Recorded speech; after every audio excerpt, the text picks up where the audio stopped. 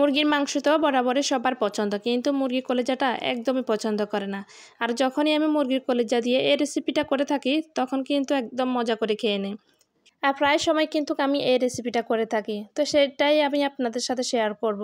এখন বেশ কিছু মুরগির কলিজা, চামড়া, গলা, মাথা আমি আগে থেকে ধুয়ে পরিষ্কার করে পানি জড়িয়ে নিয়েছি।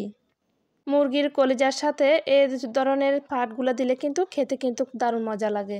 এখন আমি একদম তেল ছাড়া একটি প্যানের মধ্যে এগুলাকে ভাজি করে নেব। ভালো করে নেড়ে চেড়ে একদম ভাজা ভাজা করে নিতে হবে। যখন আপনি কিছুক্ষণ ভাজতে থাকবেন তখনই কিন্তু চামড়া থেকে অনেক তেল বেশি উঠবে। মাংসগুলো যখন একদম কালো কালো হয়ে আসবে এর মধ্যে আমি হালকা পরিমাণে একটু তেল দিয়ে দিয়েছি। যাতে এখানে মুরগির চামড়া রয়েছে সেই জন্য বেশি পরিমাণে তেল দেওয়ার কোনো প্রয়োজন নেই। মুরগির চামড়া থেকে কিন্তু অনেক পরিমাণে তেল বের হয়ে গেছে। এর মধ্যে আমি অ্যাড করে দিয়েছি কিছু গরম মশলা, পেঁয়াজ কুচি, আদা রসুন বাটা। এখন এইসব উপকরণ দিয়ে আমি ভালো করে একটু হালকা ভাজা ভাজা করে নেব। মাংসের মধ্যে মশলা দেওয়ার আগে যদি এভাবে ভালো করে ভেজে নেওয়া হয় তাহলে মাংসের টেস্টটা কিন্তু ভালো আসে। আর মাংস রান্না করার আগে কিন্তু এভাবে একদম তেলের মধ্যে ভালো করে ভেজে নেবেন, তাহলে খেতে কিন্তু খুব ভালো লাগবে।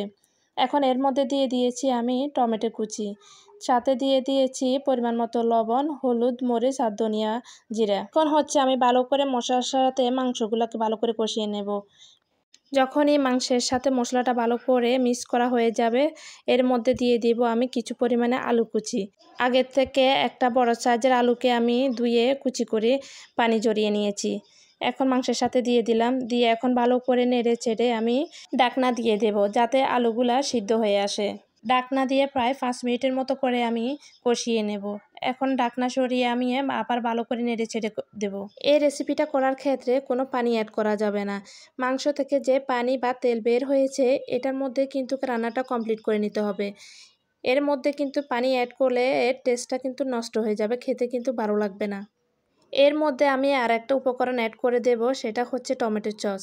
এই টমেটো সসটা দেওয়ার কারণে কিন্তু এই রেসিপিটা খেতে কিন্তু আরও দারুণ মজা লাগবে। সাথে দিয়ে দিয়েছি কয়েকটা কাঁচামরিচ। এখন আমার সব উপকরণ দেওয়া শেষ। এখন আমি ঘন ঘন নেড়ে চেড়ে এই রেসিপিটা কমপ্লিট করে নেব। আমি তো কলিজার সাথে মুরগির বিভিন্ন পার্টও দিয়েছি, আপনারা চাইলে শুধু মুরগির কলিজাকে এভাবে ভুনা করে নিতে পারেন। বাচ্চারা খেতে কিন্তু খুব পছন্দ করবে।